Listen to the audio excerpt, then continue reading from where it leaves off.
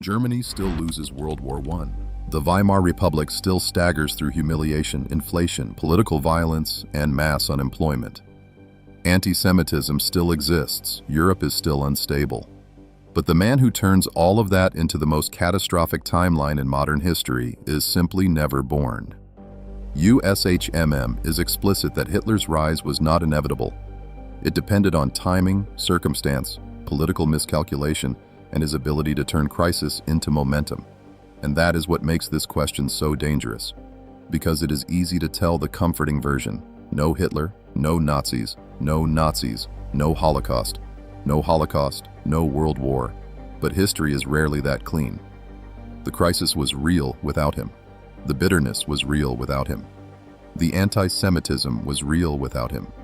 The weakness of Weimar was real without him.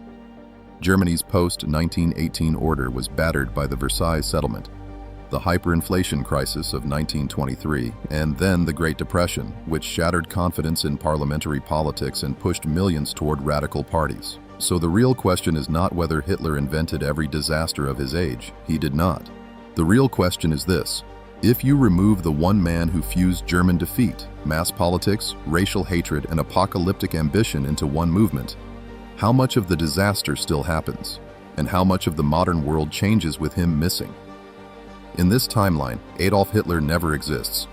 No failed artist in Vienna, no soldier in the trenches who later turns resentment into destiny, no beer hall putsch under his leadership, no Führer myth around which the Nazi movement can organize itself. USHMM and Britannica both stress that Hitler's personal role mattered enormously and that the Nazi rise depended on more than just historical inevitability. But removing Hitler does not remove the Weimar crisis. Germany still emerges from World War I wounded and angry. The Versailles settlement is still hated. The Republic is still associated, in the minds of many conservatives and nationalists, with defeat and humiliation. Hyperinflation still devastates savings in 1923. The Great Depression still smashes employment and faith in parliamentary government after 1929. Britannica's account of the end of the Republic is blunt. The Depression radicalized the electorate and hollowed out the center. By the end of 1932, the Nazi Party was already in trouble, deeply in debt, demoralized by non-stop campaigning, and shaken by Gregor Strasser's break with the movement. That matters because it shows how much the party still depended on Hitler as its single integrating force. Without him, the radical nationalist right is far more likely to remain splintered. So Germany without Hitler is not stable by default. It is still a resentful, anxious country searching for order. The difference is that its crisis no longer has the same ringmaster. The most likely immediate consequence is not a happy democratic renaissance, it is a different authoritarian future. Without Hitler, Germany probably still drifts away from a fully functioning parliamentary republic. By the early 1930s, Weimar was already being hollowed out by presidential cabinets, emergency decrees, elite backroom maneuvering, and fear of communist revolution. Even without Hitler, the center was weakening badly. That means a Germany without Hitler could still end up under a hard nationalist regime, maybe more military, maybe more conservative, maybe more openly run by old elites, generals, industrial interests, and presidential networks, but likely less totalizing, less charismatic, less revolutionary in style than Nazism. That distinction matters. Nazism was not just traditional conservatism with better slogans. It was a mass movement built around racial myth, one-party domination, and personal rule.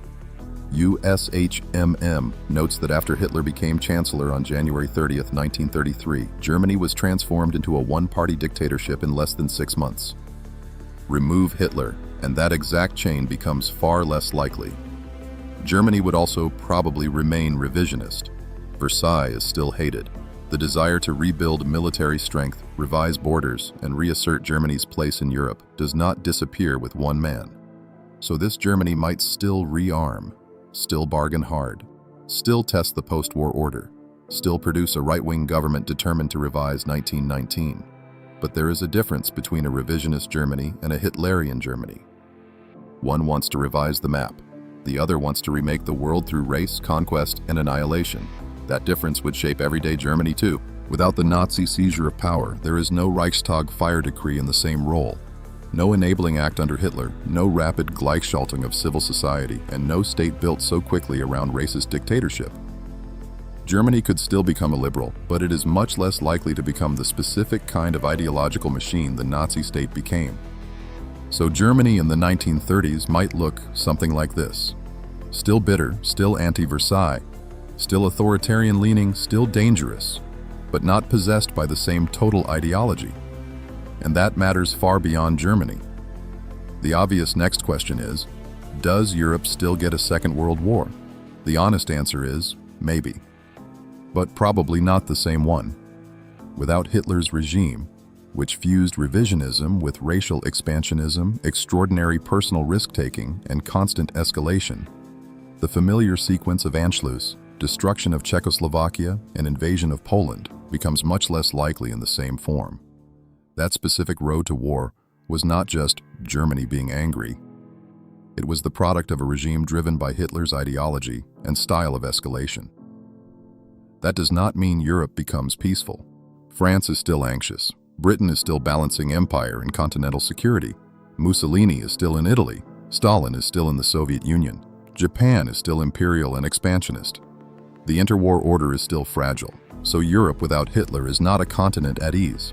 It is simply a continent with one less engine of catastrophe. And then there is the Jewish question. This is where the difference becomes immense. Without Hitler, anti-Semitism does not vanish. That has to be said clearly. Europe had deep anti-Semitic traditions long before Hitler, and Jews in many countries could still face exclusion, discrimination, boycotts, violence, and legal restrictions. But the Holocaust, as USHMM defines it, the systematic state-sponsored persecution and murder of 6 million European Jews by the Nazi regime and its collaborators, becomes far less likely without Hitler and the state he built around his racial vision. That is the crucial distinction. Anti-Semitism without Hitler could still be cruel. Anti-Semitism with Hitler became industrial annihilation. Under the Nazi regime, anti-Jewish persecution accelerated rapidly through law, propaganda, exclusion, and state terror before turning into genocide. USHMM documents more than 400 decrees and regulations restricting Jewish life between 1933 and 1939 alone. That kind of machinery depends on a Nazi state taking power. So what happens to Jewish life in this alternate world? Probably this. Jewish life in Germany survives in far greater numbers. Jewish communities in Poland, Hungary, Lithuania, Austria, Czechoslovakia, and elsewhere remain under pressure from anti-Semitism and instability, but they are not destroyed on the same demographic and civilizational scale. Europe does not lose 2 out of every 3 Jews. Berlin, Warsaw, Budapest, Vilnius, Prague, Vienna, and countless other cities likely retain much larger Jewish populations and far stronger Jewish cultural continuity into the present. In our real world, by 1945, nearly 2 out of every 3 European Jews had been murdered. Without Hitler, that rupture becomes far less likely. Then comes one of the biggest downstream effects: Israel. Without Hitler, does Israel still exist? Possibly yes, but probably not in the same way, not on the same timetable, and not under the same moral and geopolitical pressures. That is because Zionism predated Hitler by decades, and the Balfour Declaration was issued by Britain in 1917. So the idea of a Jewish national home in Palestine does not depend on Hitler. What does depend heavily on Hitler is the scale and urgency.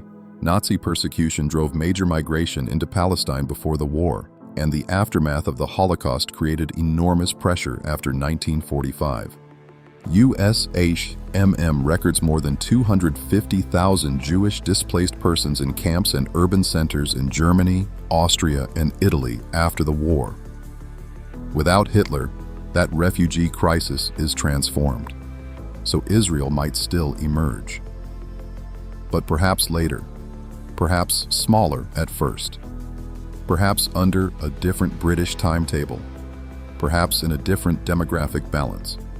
Perhaps in a world where the case for Jewish statehood rests more on nationalism and less on the immediate aftermath of genocide. That would not automatically make the Middle East peaceful, but it would make it different. Now we get to the long shadow. Because if Hitler never exists, Germany is different. If Germany is different, Europe is different. And if Europe is different, the world we live in now is different too. Start with Germany.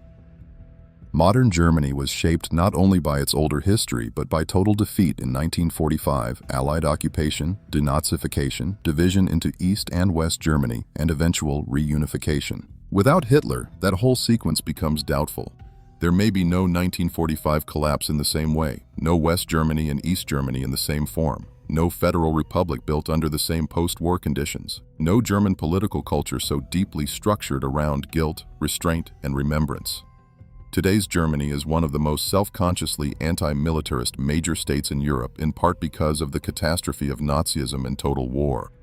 Remove that catastrophe, and Germany might be less haunted, less restrained, and perhaps more openly nationalist in tone, even if also less morally burdened. That is an inference from how deeply the war and its aftermath shaped the post-war German state and European order. Then, Europe. The European project, as we know it, was born explicitly out of the destruction of World War II. The official history of the European Union states directly that post-war cooperation, beginning with coal and steel, was designed to make another war between European states materially impossible. Without that catastrophe, the pressure for deep integration becomes much weaker. So maybe Europe still cooperates. Maybe trade blocs emerge. Maybe diplomacy deepens. But the European Union, in anything like its current form, becomes much less certain. You might get a looser Europe, a more national Europe, a Europe where rivalries remain sharper because they were never burned into caution by the memory of total catastrophe. Then the United States and the Soviet Union. The Cold War, as Britannica defines it, emerged after World War II between the United States and the Soviet Union and their allies. If there is no Hitler-driven total war in the same form, then there is no guarantee of the same post-war balance, no guarantee of Soviet domination in Eastern Europe on the same scale, and no guarantee of the United States rising into the same uncontested leadership position across the Western world. That does not mean no US-Soviet rivalry. It means the rivalry may emerge differently, later, or on a smaller scale. The map of post-war Europe could look less divided, less militarized, and less locked into the exact East-West confrontation we inherited. And then there is Jewish life today. This may be the single most emotionally significant difference in the modern world. Without Hitler, Europe likely has vastly larger Jewish populations. Berlin, Warsaw, Budapest, Vilnius, Prague, Vienna, and many other cities might still contain dense, living Jewish cultural worlds instead of absences, memorials, and fragments. The 20th century would still be hard. Anti-Semitism would still exist. Migration would still happen. But the obliteration of European Jewry on the scale of the Holocaust would be far less likely. That means the cultural, religious, intellectual, and demographic map of Europe today becomes profoundly different. A student in Berlin today might learn German Jewish history, not primarily as a shattered world, but as a still living strand of national life. That alone would make this a different civilization. So what happens if Adolf Hitler never exists? Germany probably still suffers. That part matters. The Weimar Republic is still fragile. Nationalism still bites. Anti-Semitism still poisons politics. Authoritarian temptations still grow. But the path from German crisis to Nazi dictatorship becomes much less likely without the man who turned the Nazi movement into a mass personal regime. USHMM is explicit that his rise was not inevitable. That means the consequences likely cascade outward. No Hitler probably means no Nazi Germany in the form we know. That makes a total European war less likely in the same shape. It makes the Holocaust, as a state-sponsored genocide of 6 million Jews, far less likely in the same form. It means Jewish life in Europe survives on a far larger scale. It means Germany's post-war identity changes. It means Europe's integration may be weaker, slower, or very different. It means Israel may still emerge, but under different pressures and a different timeline. It means the Cold War may be transformed because the war that created its world is transformed too. So the final answer is not no Hitler, no problems.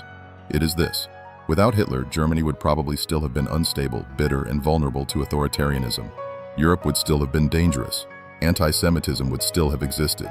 But the world likely escapes its most catastrophic timeline. So what do you think? Without Hitler, does Germany recover into a hard but normal European power?